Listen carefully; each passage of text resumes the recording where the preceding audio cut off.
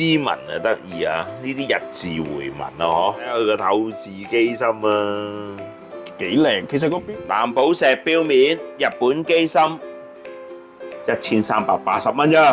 哇咁鬼抵，你都唔知可以講乜嘅喎。其實我先大聲望住個鏡頭係得喎嚇，無論個錶殼設計啦，隻錶嘅打磨 cutting 咧，我都幾滿意喎。咧都係天然石嚟㗎，唔係人造㗎嚇，係呢個係一個天然嘅隕石，咁佢樣好靚。係啦，夠㗎啦。其實對於我哋呢啲相熟嘅錶迷都知道係一隻 Miyota 9嚟㗎啦，正嘢。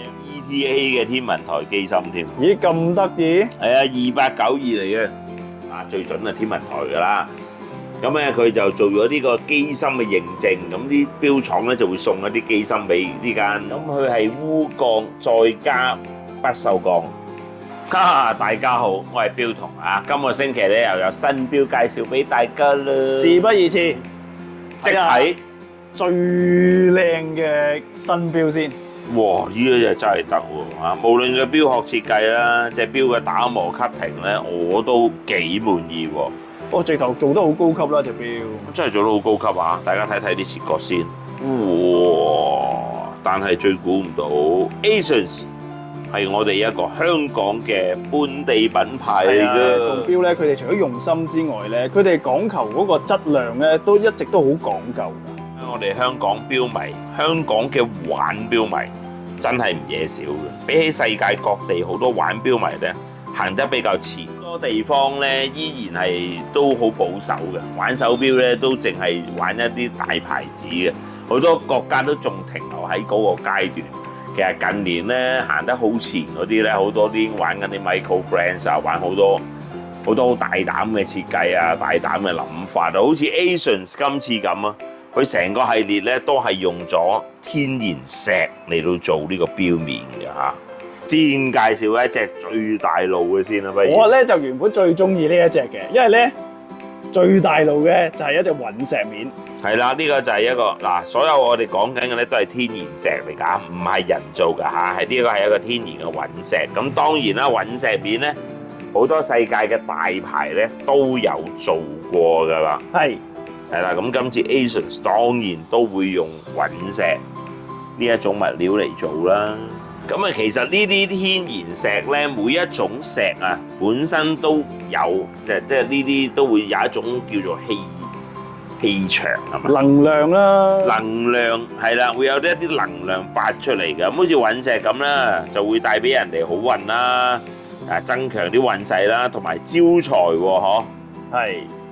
不過佢淨係嚟自外太空呢樣嘢，我已經嗱你唔好理佢有冇符片先啦。係啊，已經爭好遠。因為呢種石本身係唔屬於地球噶嘛。呢一隻石咧，相對就比較少見啲喎。係啦，佢有一隻叫古銅輝石㗎嚇。呢一種古銅輝石咧，第一就招財啦，第二咧會有辟邪嘅作用噶噃。哇，同埋個面咧，佢有少少似啲沉船或者係一啲生鏽嘅感覺啊，好有 feel 喎呢隻錶。其實咧，你哋依家其實就好簡單啦。你只要去 AI 啊、嗰啲 DeepSeek 啊、咩豆包嗰啲問下呢啲石有啲咩功能，啱唔啱你咧？一睇就知啦。我淨係覺得佢個樣好靚。係啦，夠噶啦。其實對於我哋呢啲外賣協會一定係睇個樣啊。好多人認識呢一隻石。我就啱啱先識嘅，真係。係啦，呢一隻叫彼得石。咁佢本身咧有穩定情緒啦，都係招財。同埋啱啲領導人啊，因為咧佢哋話會增強個領導能力咁。哇！佢啲花紋好得意嘅，係嘛？係好靚嘅，其實啲石面。彼得石係紫龍晶石。嗱，唔知又啱唔啱大家啦？近排咧紫色錶又大熱噶嘛？紫色錶又大熱啦，咁啊，我哋成日聽到人哋講話有負能量啊嘛。紫龍晶石咧就係將負能量變成正能量，犀利。咁你話呢一種係咪好好㗎？錶底俾大家睇下先啦。哇，靚喎！打磨靚，咦？見到呢個機芯，相熟嘅錶迷都知道係一隻 Miyota 9嚟㗎啦。正嘢啊嗱！所以呢隻錶咧個效果，除咗你見到個機芯打磨好靚啊嗰啲之外咧，佢都偏薄嘅隻錶。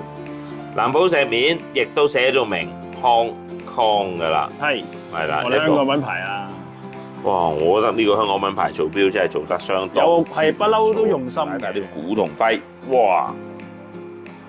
有興趣就落嚟睇下啦。我哋好似未講價錢喎。呢個錶咧折咗咧係5400蚊嘅，我覺得物有所值。落嚟睇下實物，仲更加覺得正。靚仔。哇！好似好卡食咁喎喂嚇！唔止喎，個錶面咧個殼型好特別喎。睇下先嚟。哇！哇側邊呢啲紋啊得意啊，呢啲日字回紋啊嗬。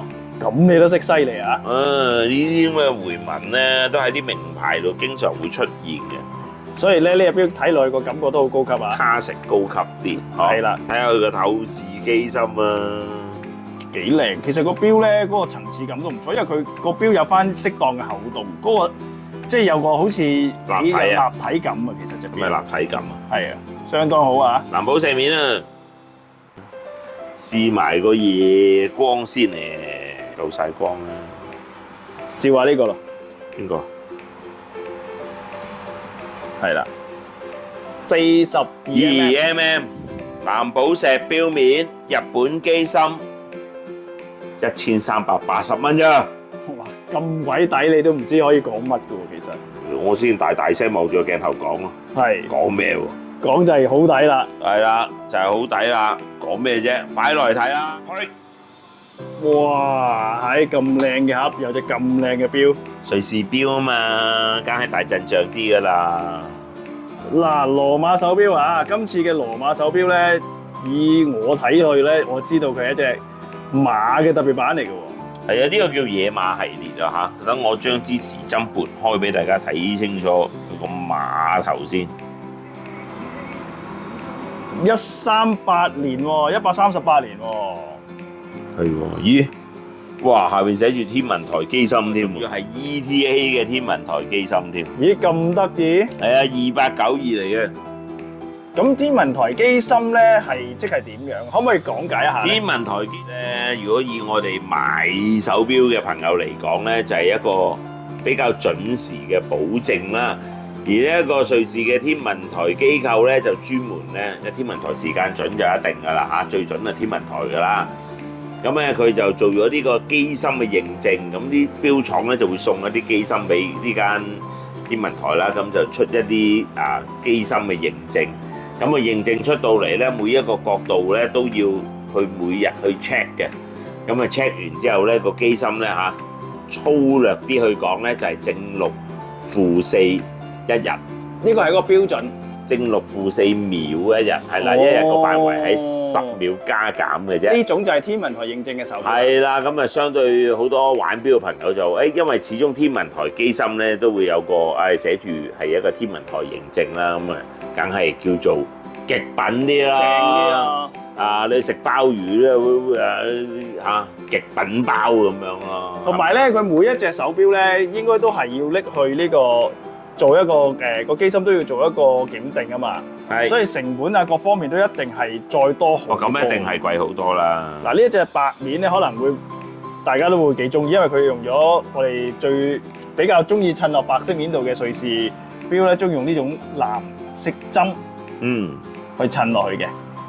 另外咧，呢隻錶咧好得意喎，係就係佢條帶喎。佢條帶咧，你見到啦，嗰個我唔知鏡頭前面影到啦嚇。相對普通鋼嚟講嘅閃耀得嚟咧，有少少深色㗎嚇。而個重量亦都相對比較聚手，因為呢一個咧喺依家嘅手錶嚟講都少用㗎啦，叫做鎢鋼。係，咁佢係鎢鋼再加不鏽鋼。一格一格咁卡啦咁樣做出嚟嘅，相對咧，因為全鎢鋼嘅手錶咧係重到戴唔到嘅，係啦，係重得滯嘅，咁所以咧佢係卡啦咁做咧，令佢隻錶有莫名嘅高級聚手嘅感覺。犀利喎！係啦，再加多個天文台機芯，問你怕未？未啊！嗱，影下個錶底睇下靚唔靚先啦。影一影下邊個機芯先啦，始終買呢啲類型嘅機械手錶咧，買嘅都係個工藝，尤其是瑞士錶喎。呢隻馬都係一個馬年嘅特別版啊！另外面咧，佢就係一個放射性面嚟嘅喎。係啦，呢個放射嘅壓紋面啦，係咪？